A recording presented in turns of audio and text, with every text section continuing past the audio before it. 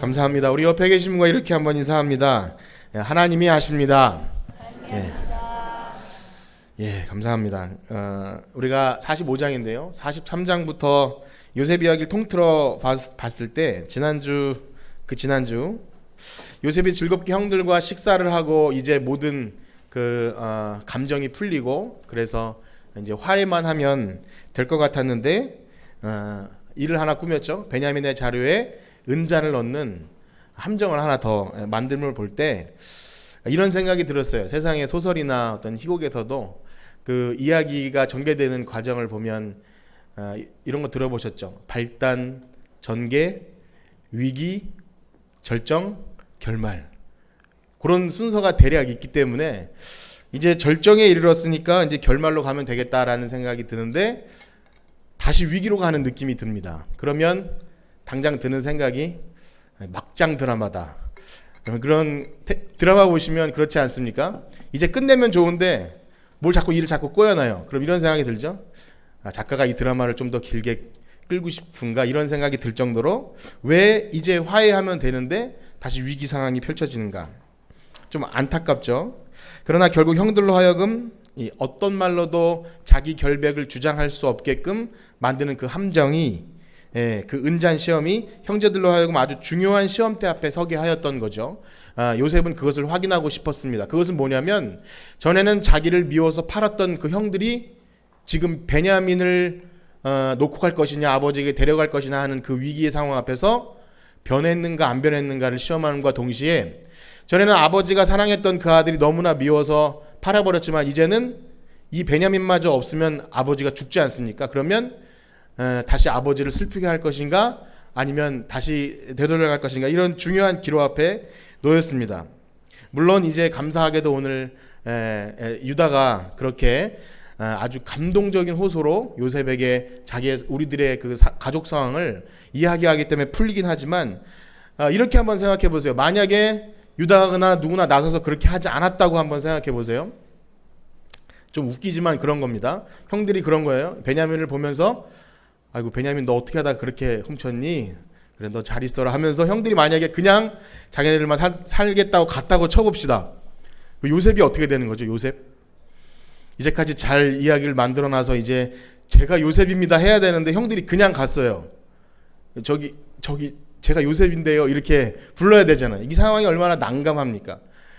요셉임을 당연히 밝혀야 되지만 형들이 만약에 울면서 애원하면서 베냐민은 절대 안 되고 우리 가족은 이렇습니다라는 그런 자복하는 마음이 없었다면 요셉이 아무리 용서를 해주고 혹은 이제 아버지를 모셔오는 그런 일을 해야 되는데 엎드려 절받는 것도 아니고 제가 요셉이니까 빨리 이렇게 풀읍시다라고 할 수도 없는 그런 어려운 상황이었을 것입니다. 그러나 너무나 감사하게도 그 위기의 순간에 실제적인 장남 유다가 고백을 하죠. 그런 유다의 진심 어린 호소는 요셉의 감정을 더 이상 숨길 수가 없었어요. 그동안에도 울음을 막 참아가면서 형들을 시험하지 않았습니까? 형들을 골탕 먹이려고 하는 게 아니라 그들이 진정 회개하고 또 하나님 앞에서 온전한 가족이 되기 위해서 밟아가는 단계였지만 인간의 심정으로 동생이었고 팔림 받았지만 그러나 그 상황이 그렇게 쉽지는 않았기 때문에 눈물을 그동안 참아왔어요. 그러나 유다의 그 감정 어린 호소가 요셉의 마음을 더 이상 정을 억제하지 못하고 울게 만들었습니다. 우리 1절과 2절을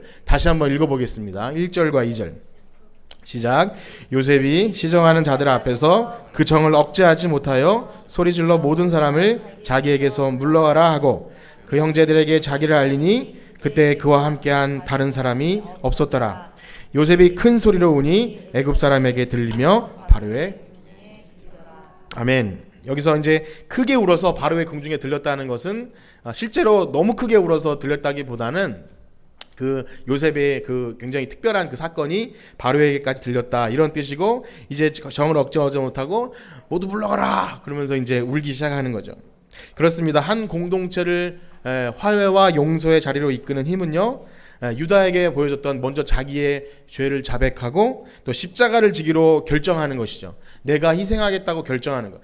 나는 아니고 당신이 문제의 근원이요 라고 하는 접점은 아무도 서로 그런 자기 죄를 자백하지 않는다면 아까 말씀드린 대로 요셉도 용서해 줄 수도 없고 또 그 형제들도 더 이상 어떤 가능성이 없는 거겠죠. 그러나 자기의 죄를 자백하고 자신들도 피해자였어요. 어떻게 보면 그 아버지로 인해서 피해자였지만 온전히 아버지의 관점에서 그 책임을 자신들이 지겠다 이렇게 할 때 모든 감정의 골이 한 번에 해소되는데요. 요셉은 오랫동안 그 자기를 판 형들에 대한 서운한 감정이 해소되었고, 또 아들들은 그 아버지에 대해서 그 요셉을 팔아버리기 때문에 가지고 있는 죄의식이 해소되었고, 또 마지막으로 아버지도 베냐민을 잃어버릴 것 같은 그런 두려움 속에서 그 모든 문제들이 해결되는, 완전히 이제 해결되는 그런 과정에 이르게 되는데요. 이처럼 이 믿음의 공동체가, 가정과 교회가 살고 또 회복의 일로 가는 그 첫걸음은요, 역시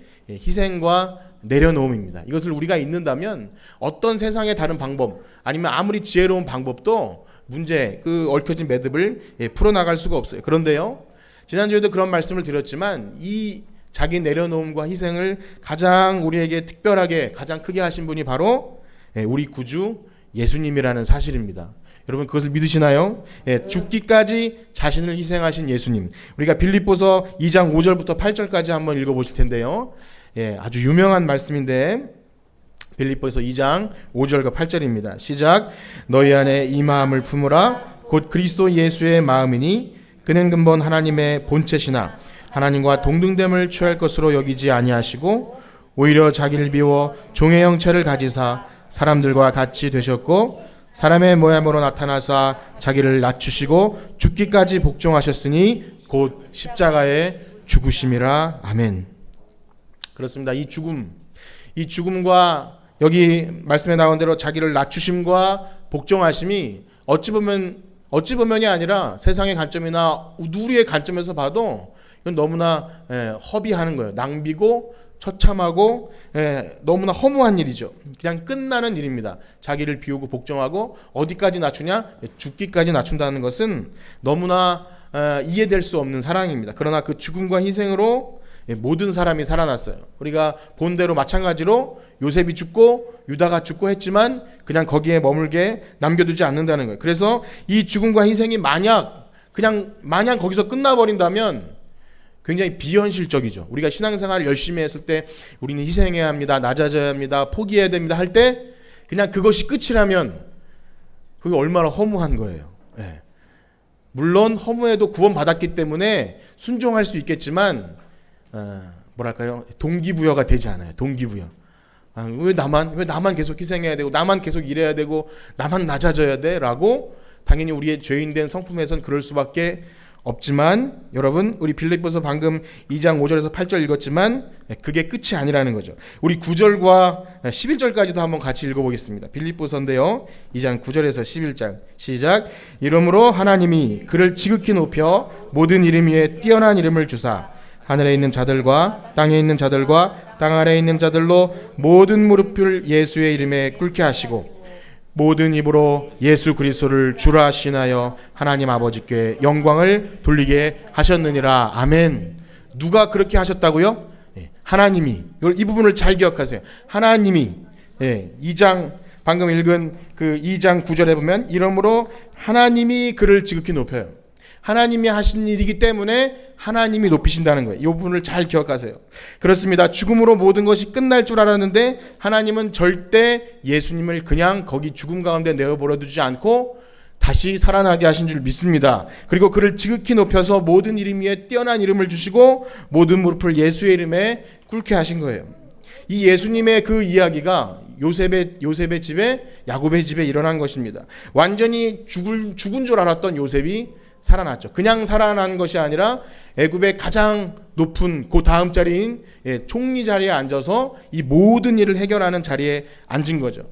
예수님을 부활시켜 주신 그 부활이 그 요셉의 집에 일어났고요. 마찬가지로 유다도 내가 볼모가 되어서 내가 죽겠습니다 했던 그 유다의 집은 예수님의 조상의 집이 되는 것입니다.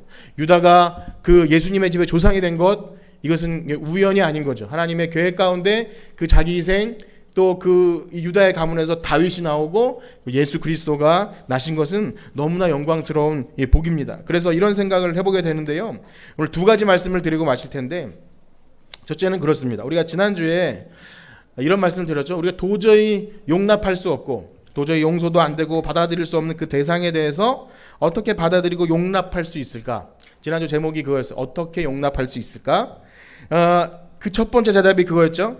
우리가 진짜 예수님께서 나와 같은 자를 위해서도 목숨을 버리심을 진짜 믿는다면 내가 누군가를 위해서 용납하고 희생하는 것은 너무나 미약한 것이지만 정말 예수님 사랑한다면 그래도 내가 주님께 돌려드릴 수 있는 아주 조그만 발톱 끝에 때만침도 못한 그런 희생일지도 모른다는 거죠. 내가 예수님의 받은 사랑과 비교한다면 정말 비교도 할 수 없는 용서인데 그걸 못한다는 건 정말 안 된다는 거 말씀드렸어요. 그런데요, 오늘도 같은 맥락에서 우리가 누군가를 용서하고 용납하게 되는 그 힘의 근원 중 하나는요, 하나님이 우리를 높여주실 때 가능할 줄 믿습니다.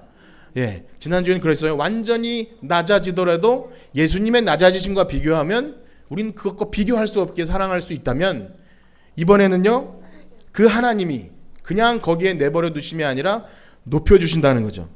좀 마음이 안심이 되십니까? 하나님이 높여주신대요. 죽기까지 복종하신 예수님을 지극히 높이신 것처럼 요셉을 높여주셨어요. 요셉을 높이셔서 여기 오늘 다 읽지 않았지만 애굽 온 집의 주로 삼았어요. 그러니까 임금이 있지만 사실 모든 것을 관할하는 것은 요셉이 됐죠. 통치자로 세우셨어요. 그리고 유다의 집에 복을 주시고 또 우리가 힘들고 어려워도 말씀대로 순종할 때 우리의 삶에도 하나님이 그렇게 높여주실 줄 믿습니다. 여러분 그걸 믿으시나요? 우린 그 복을 믿어야 합니다. 하나님께서 결코 그냥 그렇게 놔두지 않으세요. 다시 말씀드리면 이런 거예요. 우리가 과거에 받은 상처가 아무리 커도 정말 나를 무시하고 정말 힘들게 했던 그런 아픔들이 있다 할지라도 하나님이 나에게 주시는 사랑이 너무나 크면, 그게 너무나 크고 풍성하면 전에 받았던 상처들이 더 이상 나를 힘들게 하지 않는다는 거예요. 너무나 이건 당연한 사실이죠. 전에 우리가 아무리 거지 갖고 못 살아도 지금 되게 부자면 옛날에 거지여서 불쌍한 거 더 이상 남아있지 않듯이 지금 우리가 받은 사랑이 너무나 크고 풍성하면 거기에 머물러 있지 않는다는 것입니다. 그래서 우리를 넉넉하게 하고 여유롭게 해서 그냥 용납하는 것이 어렵지 않게 불쌍히 여길 수 있다는 거죠. 하나님은 그것을 위해서 우리를 높여주시고 또 풍성하게 해주실 줄 믿습니다. 그래서 실제로 우리 주변에 우리 집사님들과 성도님과 얘기를 나눠보면 그러한 참 삶의 고백들을 많이 해요. 전에 그 당시엔 너무나 나를 힘들게 했고 좀 억울하게 했고 괴롭게 했지만 시간이 지나서 볼 때 하나님이 나에게 주신 사랑과 비교하면 그것이 꼭 물질적인 것만이 아니라도 과거에 비교하면 잘 살아요. 그냥 살아요. 사는데 나를 그렇게 힘들게 했던 사람은 별로 그렇게 아름답지 못한 것 같아요. 물론 그것이 비교 때문에 그런 것은 아니지만 하나님께서 우리를 넉넉하게 하심으로 억지로가 아닌 자연스럽게 오히려 긍휼하게 계셔. 이따 요셉 보겠지만 미안해하지 마세요. 나를 팔았다고 한탄하지 마세요. 이런 말을 하는데 이걸 억지로 되는 게 아니에요.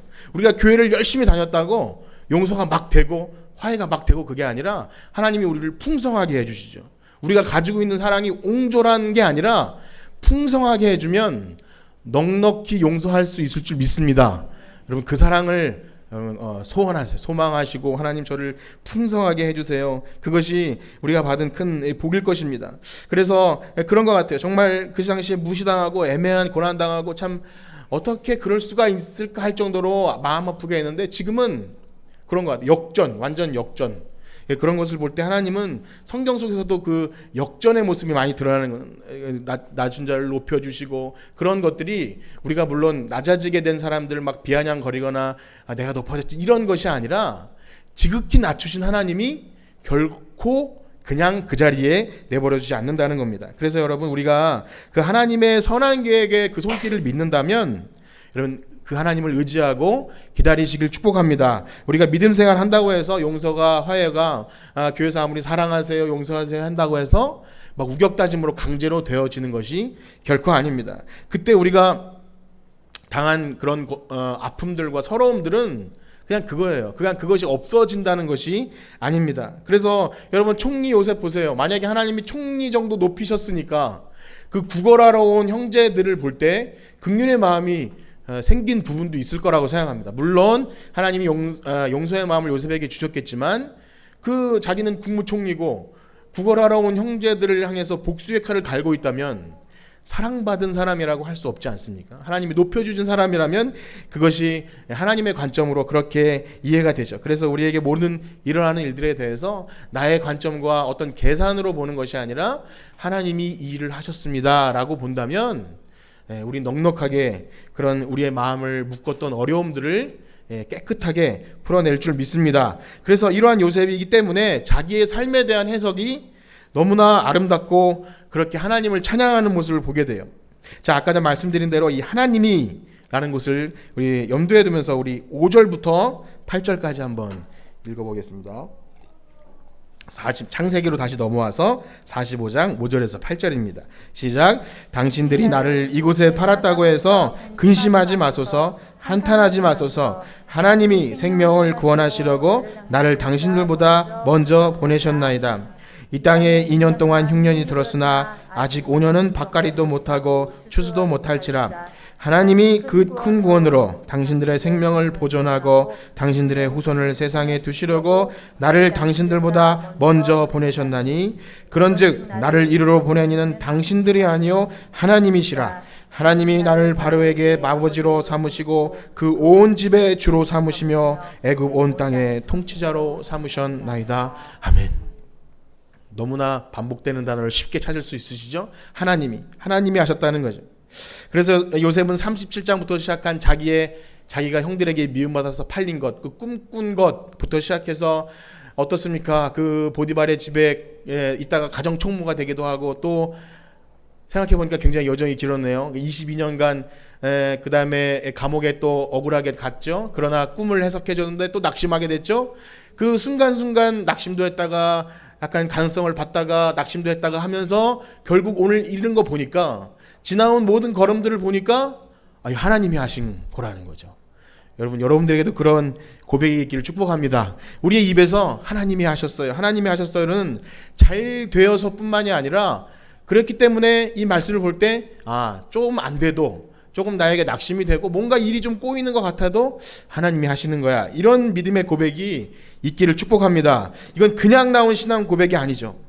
그냥 우리가 쉽게 말하듯이 우리가 노래하고 또 교회 다니면 많이 하는 말, 하나님의 은혜예요, 하나님이 하셨어요라는 말에는 은근히 뭔가 일이 잘 될 때 물론 하나님이 하시지만 내가 좀 한 것도 드러낼 때도 있습니다. 그렇죠? 제가 그래서 그런지 몰라도 하나님이 하셨네요, 하나님이 우리 교회에 복을 주셨네요 할 때 은근히 이렇게 드러납니다. 그러나 진짜 그 고백이 나올 때는 정말 이 처절한 고난의 시간이 지나고 나서 그때 진짜 고백이 되는 것 같아요. 완전히 낮추시고. 그래서 빌립보서 말씀 읽었지만 하나님이 그 예수 그리스도가 자기를 비우고 완전히 낮추시고 복종하시지만 하나님이 그를 지극히 높이신 것처럼 지금 여기서도 하나님이 요셉을 높이신 거죠. 그래서 여러분의 삶에도 이러한 그 믿음의 해석과 믿음의 고백이 있기를 축복합니다. 믿음의 해석이죠. 해석. 내 삶을 해석하는 거예요. 내 삶이 이러저러한데 누구는 이렇게 말해요. 누구는 야 너 망했다 혹은 너 완전히 시험에 들었다 이렇게 말하지만 해석을 하는 거예요. 믿음의 해석을 하나님이 하시는 거야. 하나님이 이 시험을 통해서 나를 성장시키시는 거야. 여러분 그렇게 고백하길 축복합니다. 이건 그냥 긍정적인 마음으로 되는 게 아니라 말씀을 보고 또 나의 삶을 통해서 기도하고 그렇게 처절하게 내 삶을 하나님께 올려드릴 때 되는 거예요. 그래서 당연히 쉽게 되는 것이 아니죠. 말씀드린 대로 그 당시엔 너무나 슬퍼. 나를 힘들게 하거나 혹은 괴롭게 하거나 애매한 말로 나를 시험에 들게 할 때 너무 힘들지만 그것조차 하나님께서 하심을 인정하게 되면 조금 더 빨리 조금 더 든든하게 이렇게 정상 궤도를 찾을 수 있을 것 같아요. 그래서 오늘도 함께 보는 이 성경 말씀은요, 우리가 이 신앙의 길을 갈 때 좌절이나 믿음의 길을 갈 때 좌절이나 의심하지 않을 수 있도록 모델로 우리에게 주신 거예요. 이 믿음의 조상들이. 그러니까 오늘 아브라함부터 시작해서 아브라함, 요셉, 또 모세, 다윗 이런 삶이 결코 평탄하지 않죠. 그냥 아주 금수저로 처음부터 끝까지 가는 것도 아니고 노예 아니면 쫓겨당하는 포로 아니면 도망자 이런 거 다 경험하게 하지 않습니까? 그러나 그 과정들을 통해서 하나님이 우뚝 왕으로 세우시거나 지도자로 세우셨을 때 하나님의 하심이 분명하게 드러나게 되죠. 그리고 이 이야기의 정점은 예수님으로 인해서 예수님을 지극히 높으심으로 인해서 정점을 찍고 그 이후에도 사도 바울이나 또 많은 예수님의 제자들을 통해서 그들의 삶을 온전히 주님께 드렸음에도 불구하고 그것이 끝이 아니라 그 한 사람의 그런 씨앗이 우리나라에도요, 여러분, 그 허무한 것 같은 죽음, 최초의 선교사들이 넘어올 때 어떤 여선교사나 어떤 우리 이름도 잘 모르는 선교사들이 대학 청년 시절에 20살 그 정도의 막 의사, 뭐 그 당시에 굉장한 엘리트가 이 조선 땅을 품고 한국에 옵니다. 그런데 전도도 한번 못 해보고 풍토병에 그냥 죽어요. 고국에선 뭐라고 하는지 아세요? 그 무슨 기사에 이런 허무한 죽음이 어딨냐고 막 기사를 내요. 그런데 그 주변에 있던 그 교회 식구들은 하나둘 우리가 가겠습니다. 그래서 우리나라가 이렇게 복음화 된 거예요. 그 죽음, 한 번도 전도도 못 해보고 죽었지만 그때 사람들은 야, 너 정말 허무한 죽음이다. 가서 좀 전도 좀 하고 교회도 좀 세웠어야 되는 거 아니냐라고 말할지 모르지만 그 사람들의 그런 허무한 죽음이 그냥 거기에 끝이 아니라 우리나라 여러분 이렇게 예배 드리는 거 편안하시잖아요. 북한 땅을 얼마나 북한에서 이렇게 가정 예배 드리는 거를 영상을 어떤 목사님이 보여주셨는데 숨죽여서 노래도 크게 못하고 이렇게 해요. 그럼 너무나 편안하게 이렇게 에어컨 바람에 주무시면서 이렇게 하시지 않습니까? 너무 감사한 거죠. 그런데 우리가 고난이 없으면 감사하다 보면 이상한 거에 시험 들어요. 그냥 이상한 거에 뭐 너무나 좋고 감사한데 뭐 웃기는 것도 아닌데 막 시험 들고 그래. 그래서 우리가 하나님 낮추시지 않도록 기도해야 돼요. 낮추실지 몰라요. 에어컨 막 고장 낼지도 모릅니다. 자, 그렇습니다. 믿음의 해석과 고백은 너무나 중요한 겁니다. 사실 이것을 발견하지 못하면 오래 신앙생활에도 헛된 거죠. 오래 신앙생활하고 직분이 있고 그래도 이 정점 바로 낮추시고 그러나 하나님 그대로 두시지 않는다는 것을 믿는 이 믿음의 해석이 없다면 신앙의 참맛을 알지 못하는 것입니다.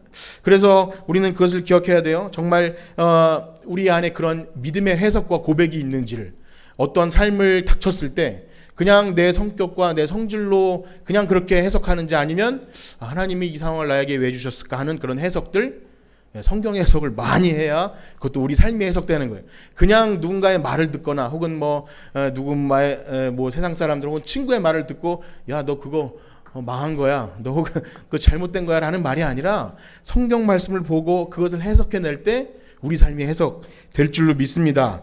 자, 그리고 요셉 오늘 이렇게 말씀드린 것처럼 그런 거죠. 첫 번째는 바로 이런 거예요. 믿음의 해석과 믿음의 고백. 그런가 하면 두 번째는요, 이렇게 한번 생각이 들었습니다.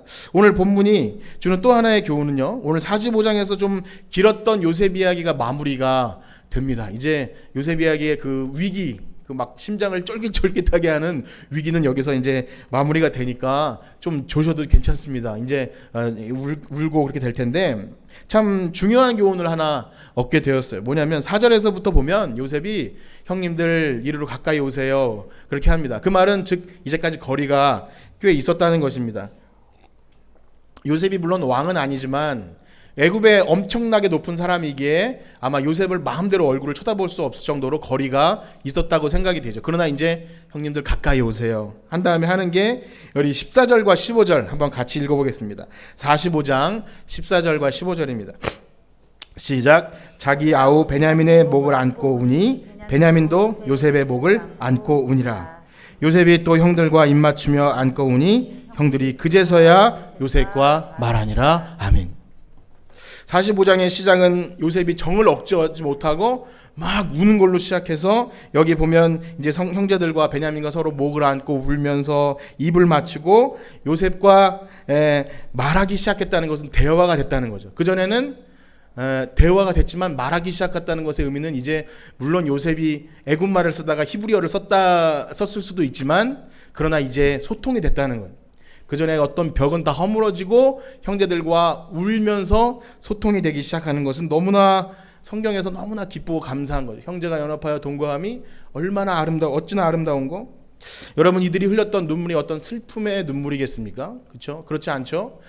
슬프기도 하겠죠. 자신들의 어떤 그 죄악과 이런 걸 발견했을 때 내가 저 요셉을 저렇게 팔았구나 하는 슬픔도 있었겠지만 얼마나 감사하고 기쁠까요?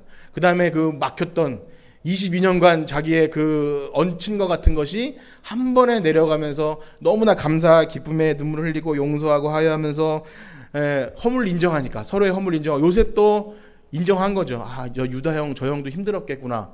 유다도 본인도 피해자지만 그런 슬퍼하는 아버지 또 우리가 팔아버린 요셉이 얼마나 힘들었던 것을 충분히 그들이 인정했기에 서로 사랑 가운데 용납하는 그런 울음으로 화목한 모습을 아름답게 보고 있는 거예요. 실제로 영화를 만들면 참 감동스러울 것 같아. 제 그 언변이 부족해서 그렇게 표현 못하지만 여러분 공동체와 함께 울어보신 기억이 있습니까? 울었다는 거. 뭐 어떤 것이도 좋아요. 내 개인적인 슬픔을 말하면서 울 수도 있지만 그 사람의 아픔을 보고 울어주고 함께 기도해주고 손잡아주고 하는 것 부끄러운 일이죠. 누군가 앞에서 운다는 것 엄청 부끄러운 일 아닙니까? 제가 설교하다가도 울면 얼마나 창피한지 몰라요. 일단 못생겨지잖아요. 이렇게 울면은 뭐 발음도 잘 안 되고 창피하고 뭐 이렇게 그래서 울음이 좀 나올 것 같으면 빨리 이렇게 정리를 하지 않으면 굉장히 창피해져요. 근데 우는 건 창피하고 화장하신 분들은 막 이렇게 팬더곰이 되지 않습니까? 이렇게 울면 안 되고 그래서 결혼할 때 보니까 신부가 울라 그러면 울면 안 돼요, 울면 안 돼요 하면서 이렇게 하더라고요. 보신 적 있나요? 저는 옆에서 그런 것만 자세히 보거든요. 신부가 슬퍼서 울라 그러는데 울면 안 돼요, 신부 울면 안 돼요. 우는 게 뭐 어때서? 예, 울어야 다른 사람도 좀 그래도 좀 울고 가면 얼마나 좋습니까? 결혼식 왔다가 밥만 먹고 가는 것보다 좀 우는 것 너무 좋은 건데, 예, 이것이 잘 되지 않는 시대인 것 같아요. 자신의 그런 거죠. 어떻게 보면 내 부끄러움 드러내기 싫고 또 내 아픔 드러내기 싫고 또 그런 것이 우리의 모습이 아닌가 생각이 들어요. 그래서 학생 시절 이렇게 수련회를 갔던 기억이 아직도 잊혀지지 않고 있는데 그런 거죠. 뭐 어디 에어컨이 어디 있습니까? 에어컨도 없고 그냥 땀 뻘뻘 흘리면서 노래하고 그냥 땀 냄새와 눈물과 콧물이 범벅된 상태로 함께 찬양을 하죠. 찬양을 하고 에어컨도 없이 어떻게 3박 4일 이상 이렇게 보내는지 잘 모르겠어요. 그냥 냄새도 났을 텐데 다른 사람이 많이 고생했겠죠. 저의 냄새로 인해서 많이 고생했을 거라고 생각이 돼요. 이제 마무리할 때쯤 돼서 이런 일이 있어. 이제 떠나가야 되지 않습니까? 교회가 연합해서 수련회를 해야 되기 때문에 떠나가야 되는데 서로 이제 안아주는 시간이 있었어요. 안아주는 시간. 안아줘요. 뭐 이렇게 안아주는데 얼마나 좋은지 몰라요. 이렇게 이렇게 울어서 눈물이 아직 채 마르기도 전에 목소리는 쉬어 있는데 서로 이렇게 또 보자고 이렇게 인사를 하는데. 물론 앞에서 예쁘게 율동한 누나를 한번 안아볼 수 있는 좋은 기회이기 때문에 그런 것은 꼭 아닙니다. 그때 그런 기억이 꼭 그래서만이 아닌데 정말 사심없이 울고 기도하고 통해 자복하고 안아줄 수 있는 그런 시간들은 그것이 전부는 아닐지 몰라도 우리 신앙생활에 얼마나 중요한 기억인지 몰라요. 공동체, 함께 울어주는 공동체가 있다는 것은 우리 신앙생활에 너무 중요한 추억이죠. 추억 속에 살 수는 없지만 언제든지 우린 다시 할 수 있습니다. 언제든지 말씀을 통해서 하나가 될 수 있고요. 언제든지 우리의 마음을 토하여 낼 수 있는 분들이 바로 옆에 있습니다. 한번 확인해 보세요. 옆에 계신가요? 예, 그런 분이 있으신가요? 나를 위해 울어줄 수 있고 기도해 줄 수 있는 분 바로 당신입니다. 예.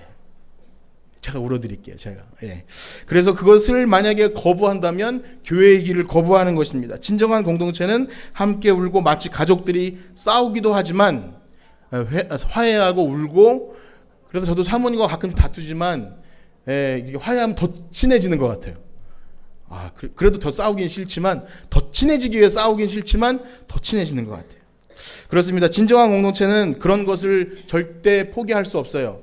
비록 우리가 각자 다른 모습과 밉게도 하죠. 서운하게도 하고 가끔씩 저 사람에 대해서 서운한 감정이 있을 수 있지만 우리는 천사들이 모인 것이 아닙니다. 완벽하기 때문에 교회된 것이 아니라 각자 너무나 흠이 많고 연약하지만 하나님이 우리를 하나로 불러 모아준 줄 믿습니다. 그래서 그 안에서 가는 게 교회이지 우리 교회는 굉장히 사랑이 많아. 절대 나쁜 사람이 없어. 이상한 곳이죠.